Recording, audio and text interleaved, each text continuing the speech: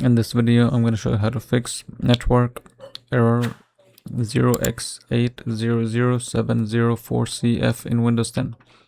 First thing, you want to go and type in cmd, right click, run as administrator, click yes. And then you want to write these commands. So write ipconfig/release and press enter.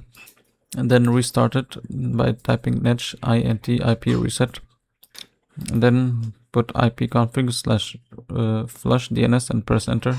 And after it's done, close this down. Now I'm going to go to device manager. You want to go to network adapters.